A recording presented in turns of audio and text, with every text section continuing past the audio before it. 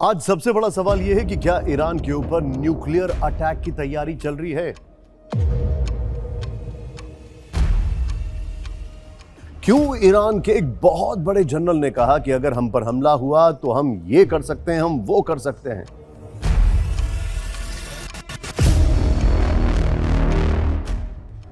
ये कुछ महत्वपूर्ण सवाल है, लेकिन इससे भी बड़ा सवाल यह है कि क्या ईरान अमेरिका के ऊपर ग्राउंड ऑपरेशन की तैयारी कर रहा है।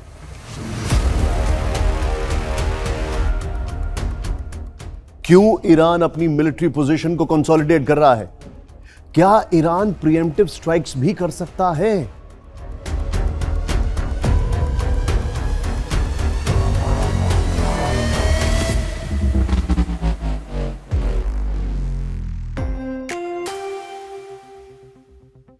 क्या ईरान अमेरिका को हेड ऑन लेने की तैयारी कर रहा है।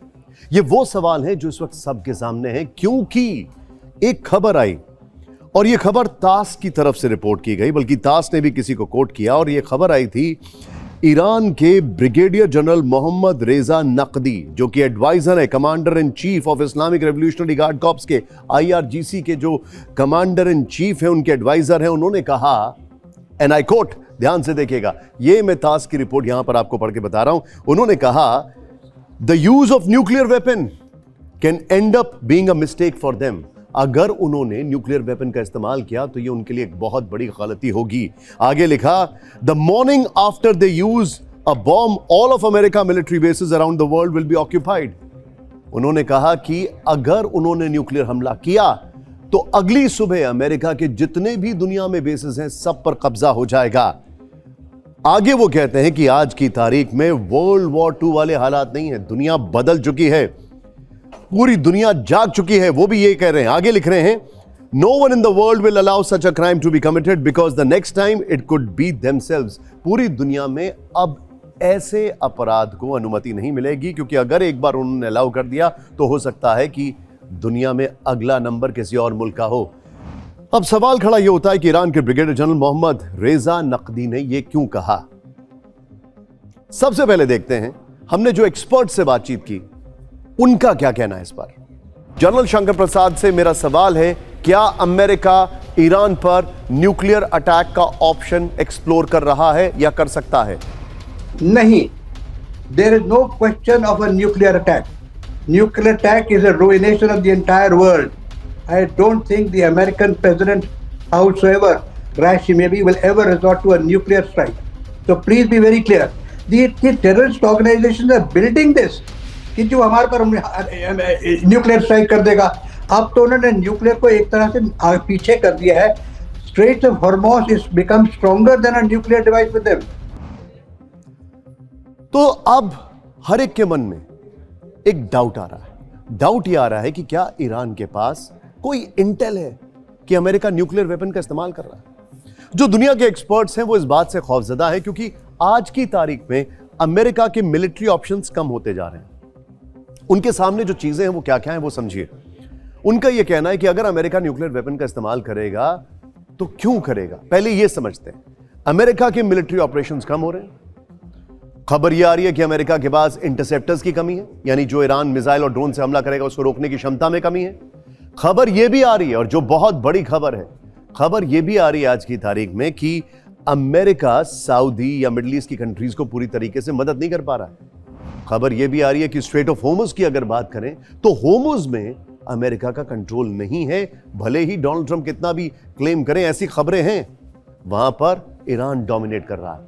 खबर यह भी आ रही है कि ट्रंप अगर इस युद्ध से अकेले हट गए तो उनकी बहुत किरकिरी होगी। खबर यह भी आ रही है कि अगर डोनाल्ड ट्रंप इस युद्ध में फिर से मिलिट्री ऑप्शन करते हैं तो फिर हो सकता है कि ईरान ओवर पावर करे, या जो अरब कंट्रीज हैं वो उनका साथ पूरी तरीके से ना दें, क्योंकि धीरे धीरे अरब कंट्रीज की उनके साथ, ईरान के साथ एक अलग तारतम्य, एक अलग अंडरस्टैंडिंग बनती जा रही है, चाहे वो कतर हो, UAE हो, इराक हो। तो फिर ऐसे हालात में क्या प्रेसिडेंट ट्रंप के पास, अमेरिका के पास एकमात्र विकल्प न्यूक्लियर मिसाइल या न्यूक्लियर अटैक का ऑप्शन है। अब इस सब के बीच में जिन ब्रिगेडियर साहब का मैंने जिक्र किया, उनकी 2 बड़ी खबरें आई। पहली खबर जो उनकी आई मोहम्मद रेजा नकदी की, उनकी खबर यह थी कि आज के हालात में अभी की जो सिचुएशन है, उस सिचुएशन में वो अमेरिका के खिलाफ ग्राउंड ऑपरेशंस की भी तैयारी कर रहे हैं। खबर यह भी आई, और यह बहुत बड़ी खबर है, कि वो अपनी मिलिट्री पोजीशंस को कंसोलिडेट कर रहे हैं। इसका मतलब क्या है? इसका मतलब यह है कि ईरान क्या अमेरिका के ऊपर प्रीएम्प्टिव स्ट्राइक्स कर सकता है? क्या ईरान अमेरिका में अगर उसके पास कोई स्लीपर सेल्स हैं उनको एक्टिवेट कर सकता है? क्या ईरान अकेले अमेरिका के बेसिस पर हमले की तैयारी कर रहा है? हालांकि ये जो आर्टिकल मैंने आपको ताज से पढ़ के बताया, इसमें यह कहीं पर भी नहीं बताया गया है कि ईरान अकेले अमेरिका के बेसिस पर हमला करेगा या उसके साथ कोई अलायंस भी होगा।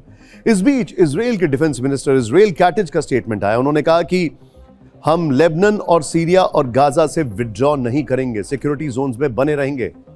इसका मतलब क्या है? इसका मतलब यह है कि जो इजराइल की पोजीशन है वो स्ट्रांग है, वो ट्रंप को मानने को तैयार नहीं है, जो ट्रंप कह रहे हैं उनकी बात मानने को तैयार नहीं है।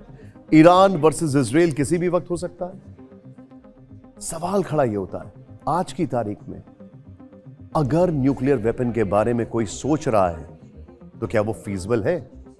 ईरान के पास ये इंटेल कहां से आई है कि अमेरिका न्यूक्लियर वेपन का अगर इस्तेमाल करेगा तो हम ये करेंगे? क्या ऐसे कोई ऑप्शंस एक्सप्लोर किए जा रहे हैं? और अगर ऐसा होगा तो पूरी दुनिया के जो लोग हैं, पूरी दुनिया के जो सुपर पावर्स हैं, वो क्या सिर्फ देखते रहेंगे? क्योंकि ईरान में सोचिए जरा, अगर ईरान में न्यूक्लियर अटैक हुआ तो उसके रैमिफिकेशंस क्या होंगे? कल को यूक्रेन पर भी ऐसा हो सकता है। ईरान पर अगर न्यूक्लियर अटैक हुआ तो उसके रैमिफिकेशन ये होंगे कि जो उसकी रेडिएशन वेव्स हैं वो मिडिल ईस्ट की कई कंट्रीज को अफेक्ट कर सकती हैं। ईरान पर न्यूक्लियर अटैक अगर हुआ तो वहां पर जो भी नेचुरल रिसोर्सेज हैं उसको डैमेज कर सकते हैं। ईरान पर अगर न्यूक्लियर अटैक हुआ तो ईरान की जनता का अमेरिका का साथ देना तो हमेशा के लिए खत्म हो जाएगा। ये ऑप्शंस हैं, ये परमुटेशन कॉम्बिनेशंस हैं जिसको लेकर पूरी दुनिया परेशान है और सोच रही है कि आखिर ईरान के इतने बड़े जनरल ने क्यों कहा कि अगर न्यूक्लियर अटैक होगा तो हम ये करेंगे। आपकी क्या राय है? क्या ईरान पर न्यूक्लियर अटैक संभव है? क्या अमेरिका ऐसा कर सकता है?